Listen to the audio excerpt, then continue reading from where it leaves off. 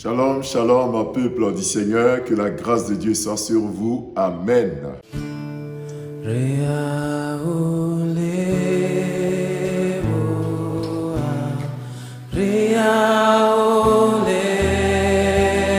En ce temps-là, Jésus se rendit sur la montagne pour prier, et il passa toute la nuit à prier Dieu.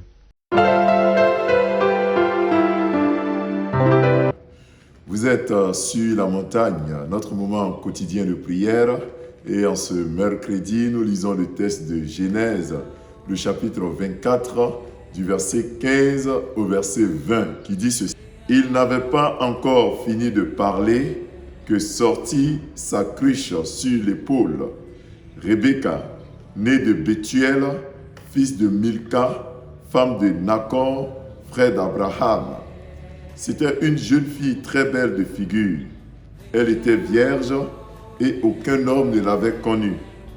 Elle descendit à la source, remplit sa cruche et remonta. Le serviteur courut au-devant d'elle et dit : « Laisse-moi boire, je te prie, un peu d'eau de ta cruche. » Elle répondit : « Bois, mon Seigneur. » Et elle s'empressa d'abaisser sa cruche sur sa main et de lui donner à boire. Quand elle eut achevé de lui donner à boire, elle dit : « Je puiserai aussi pour tes chameaux jusqu'à ce qu'ils aient assez bu. » Et elle s'empressa de vider sa cruche dans l'abreuvoir et courut encore au puits pour puiser. Et elle puisa pour tous les chameaux. Amen. Frères et sœurs dans le Seigneur, le thème de ce matin, c'est toujours comment choisir son conjoint. Mais aujourd'hui, nous verrons nos critères personnels. Nos critères personnels. La question est de savoir, est-ce que quand nous devons choisir notre conjoint ou notre conjointe, quand nous devons choisir notre partenaire de mariage, est-ce que nos critères physiques, nos critères personnels comptent véritablement? Quelquefois, quand nous devons choisir l'âme sœur, nous nous définissons des critères. L'homme de notre vie doit être grand de taille, il doit être noir, il doit être bronzé, il doit être clair, il doit. Et nous avons nos critères physiques. Les hommes diront que la femme, mon partenaire de mariage, doit être, par exemple, fine, elle doit être de teint bronzé, elle doit avoir des yeux clairs, elle doit avoir. Et nous avons nos critères. Quelquefois, nous couchons ces critères sur le papier. Est-ce que c'est une bonne manière de le faire? Est-ce que c'est ce que Dieu demande? Bien-aimés frères et sœurs dans le Seigneur, nous pensons qu'en lisant ce passage, le Seigneur nous montre les véritables critères à respecter avant d'entrer dans le mariage, avant de choisir notre conjoint. Et nous voyons que le premier critère, c'est le critère spirituel et moral. C'est ce qui touche à l'âme, ce qui touche à la foi, ce qui touche au comportement. Alors, il va falloir définir d'abord ces critères-là avant de regarder les critères physiques. Les critères physiques sont importants, mais ce qui est plus d'abord important, ce qui est capital, c'est le critère spirituel. Le serviteur d'Abraham devait choisir pour Isaac une femme dans la maison d'Abraham, dans la maison de son père. C'est-à-dire une femme juive, une femme qui craint le Dieu d'Abraham. Frères et sœurs, c'est le critère le plus important. L'apôtre Paul nous dira de ne pas nous mettre avec des femmes étrangères. La Bible nous interdit de choisir des femmes non chrétiennes qui ne confessent pas la foi chrétienne. Donc ce critère est primordial, ce critère est important.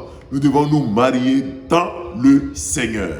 Il faut donc mettre l'accent dessus, vérifier sur l'homme avec qui nous voulons être, le monsieur avec qui nous voulons être, la femme que nous voulons prendre comme partenaire. Est-ce qu'il est chrétien? Est-ce qu'elle confesse Jésus-Christ comme Seigneur et Sauveur? Bien sûr, on ne parle pas de ceux qui vont à l'église. Aujourd'hui, les églises sont remplies de personnes qui ne croient pas véritablement en Jésus. Ce sont des allants à l'église. Ils ne croient pas en Jésus. Et lorsque les problèmes surviendront, ils n'utiliseront pas la Bible pour essayer de régler ces problèmes. Ils vont utiliser leur sagesse, leur tradition. Ils vont dire que mon père faisait ceci, ma mère faisait ceci. Donc je veux que toi aussi tu fasses ceci. Alors que quand tu es en Christ, tout est renouvelé et c'est la Bible qui est désormais ta boussole. Il faut aussi mettre l'accent sur le fait que la personne doit avoir des aptitudes au niveau moral. Rebecca était une femme serviable. Elle a donné à boire à des chameaux. Elle a servi l'homme. Elle a été une femme honnête, une femme bien. Bien aimé, c'est important lorsque nous voulons nous marier. Il faut que l'homme de notre vie soit courageux. Il faut que la femme de notre vie soit serviable. Il faut mettre l'accent là-dessus. Regardez les critères intrinsèques. Ce qui rentre en ligne de compte, c'est ses valeurs, son éducation, sa culture. Comment cet homme est, comment cette femme est. Est-ce que c'est une femme honnête? Est-ce que c'est un homme courageux? Est-ce que c'est un homme qui respecte? Est-ce que c'est une femme serviable? Est-ce que c'est une femme qui va aimer? C'est ce qu'il faut d'abord regarder. Mais si tu t'en vas prendre d'autres critères que ceux-là, il n'est pas interdit que tu puisses rencontrer l'homme qui change. Parce que si tu mets seulement l'accent sur le physique, tu peux perdre le physique. Tu peux marier un homme beau selon tes critères, et puis le lendemain, ce dernier, n'est-ce pas, fait un accident, il est paralysé. Comment, que vas-tu faire? Tu peux mettre l'accent sur les critères physiques, mais ça peut se perdre. Tu peux mettre l'accent sur la beauté est éphémère, elle est vaine. Frères et sœurs dans le Seigneur, c'est après tout cela que, bien sûr, tu peux regarder le critère physique. Parce que tu ne dois pas marier l'homme que tu n'aimes pas. Tu ne dois pas marier la femme dont tu n'apprécies pas le physique. C'est important d'apprécier le physique. Si tu n'aimes pas les femmes qui sont peut-être grandes de taille, bien aimé, c'est ton choix. Si tu n'aimes pas les hommes qui sont grands de taille, c'est ton choix. Mais il faut aussi regarder, observer le critère physique. C'est important dans le choix du conjoint. Il faut regarder cela aussi.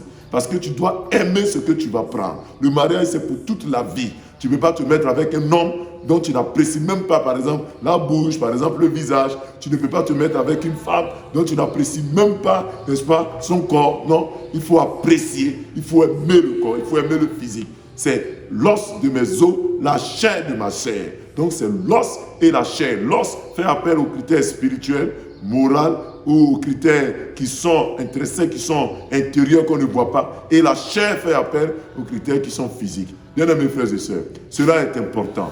Donc mettons l'accent sur ces deux, mais ce qui est primordial, c'est le critère spirituel. Que le Seigneur nous bénisse. Passons du temps dans la prière. Éternel notre Dieu, nous te disons merci. Merci Père pour ce temps de prière que tu nous permets de passer. Oui, nous avons nous-mêmes nos propres critères.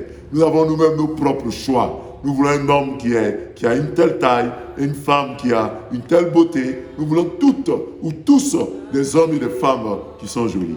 Mais tu nous montres ce matin que nous devons aussi mettre l'accent sur les critères spirituels, les critères moraux, les critères qui font appel à la culture, à l'éducation. Éternel des armées, donne-nous de connaître et de savoir que ce dernier ou cette dernière est notre partenaire de destinée. Éternel, ouvre nos yeux. Souvent, ce sont des bonnes personnes que tu mets auprès de nous, mais nous ne les reconnaissons pas. Souvent, ce sont des âmes sœurs que tu mets auprès de nous, mais nous tardons à les reconnaître. Ouvre nos yeux, Seigneur. Ceux qui ont des critères physiques avant les critères spirituels, donne-leur de revenir en arrière, de réfléchir. Car la beauté est vaine, la beauté est passagère. C'est le bel homme d'hier peut ne pas conserver cette beauté. La belle jeune fille d'hier peut ne pas pouvoir conserver cette beauté. Alors, Seigneur, tu nous invites ce matin à mettre l'accent sur les critères spirituels d'abord. Aide-nous à le faire. Aide-nous, Seigneur, à le faire. Aide-nous, Seigneur, à trouver des hommes qui te craignent, des femmes qui te craignent. Mets sur le chemin de ces hommes et de ces femmes célibataires, des personnes qui te craignent, au nom de Jésus-Christ. Il arrive que quelquefois, Seigneur, certains sont déjà engagés dans les alliances, dans le mariage, où le monsieur n'est pas chrétien, où la femme n'est pas chrétienne, et ils sont déjà mariés. Tu nous dis de ne pas divorcer, mais de prier pour la conversion de l'autre. Nous prions pour la conversion des conjoints qui ne sont pas encore chrétiens. Éternel, visite-les. Touche leur cœur, donne-leur de se convertir au nom de Jésus-Christ. Visite-les, Seigneur.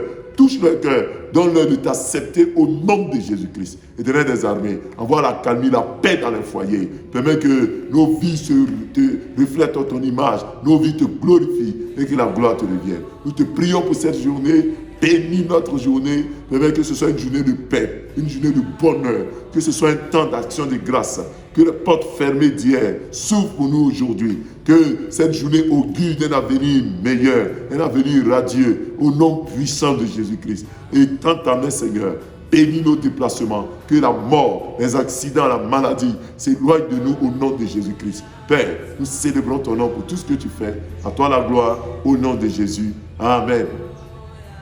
Frères et sœurs, nous avons été très heureux d'être avec vous ce matin sur la montagne. Et nous nous retrouverons demain pour poursuivre dans la méditation et dans la prière. Shalom.